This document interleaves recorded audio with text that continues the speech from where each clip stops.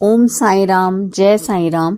साईं कहते हैं कि हमेशा अपने बारे में मत सोचो, दूसरों के बारे में सोचो, दूसरों के भला करने की सोचो, तो भगवान तुम्हारा अपने आप ही भला करेंगे। ये बात एक छोटी सी कहानी के माध्यम से समझाना चाहती हूँ कि एक बार एक वैद्य होते हैं, वो बहुत ही ईमानदार होते हैं और वो उनके जो भी उनकी दुकान पे आता था दवाई लेने, तो वो उतना ही लेते थे जितना उनको ज़रूरत होती थी। बाकी फालतू पैसा किसी से नहीं लेते थे वो। चाहे कोई कितना भी अमीर आदमी आए, वो अपना जितना उनकी फीस होती थी उतना ही लेते थे और उसके बाद अपना दुकान बंद कर देते थे।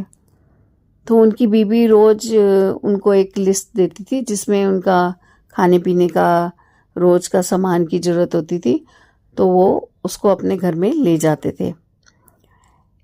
एक दिन क्या होता है कि जब वो अपने घर से निकलते हैं तो उनकी बीवी जैसे रोज़ एक लिस्ट देती थी, तो जब वो अपने दुकान पे आके उसको खोलते हैं तो उसमें नीचे देखते हैं कि उनकी बेटी की शादी का भी सामान उनकी बीवी ने लिख के भेजा होता है।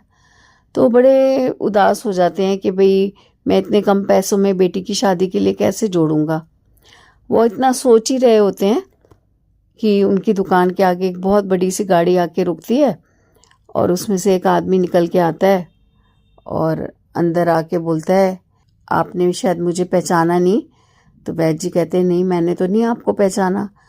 तो कहते हैं, कई साल पहले मेरी यहाँ पे गाड़ी ख़राब हो गई थी, पंचर हो गई थी, तो मैं थोड़ी देर विश्राम के लिए आपकी दुकान पे आया था और मुझे पता चला कि आप हर तरह की दवाई देते हैं, तो मैंने भी दवाई ली आपसे, क्योंकि आपकी बेटी जो छोटी सी थी वो बार बार आपको कह रही थी, पापा घर चलो, भूख लग रही है, भूख लग रही है, पर आप जा नहीं रहे थे। आपको लग रहा था कि मुझे दवाई की ज़रूरत है, तो आप मेरे लिए बैठ गए थे। और मेरे घर में बच्चे नहीं होते थे, तो आपने मुझे उन बच्चे होने की दवाई दी थी। और आज मेरे परिवार में 2 बच्चे हैं और मैं उसी में से अपनी एक छोटी बेटी के लिए, बड़े बेटे की तो मैंने शादी कर दी और छोटी बेटी के लिए मैं उसकी शादी के लिए सामान लेने आया। तो मुझे आपकी बेटी भी याद आ गई, छोटी सी थी।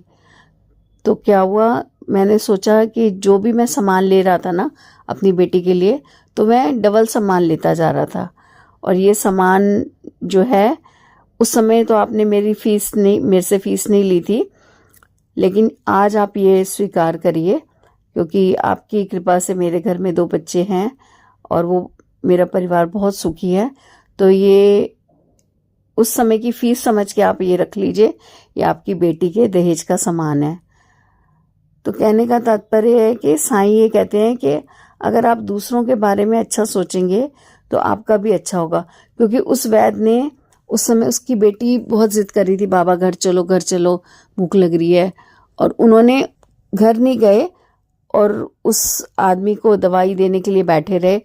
वो झिझक रहा था दवाई लेने के लिए, लेकिन जब उस वैद्य ने उनको दवाई दी और फिर पैसे भी नहीं लिए, और देखो वो तब का उपकार करा हुआ वो आज उनके काम आया। तो साईं यही समझाते हैं कि जब भी आप किसी का भला सोचेंगे या किसी दूसरे की मदद करेंगे तो आपका खुद ही भला होगा। भगवान आपको वो सब देंगे जो आप चाहते हैं।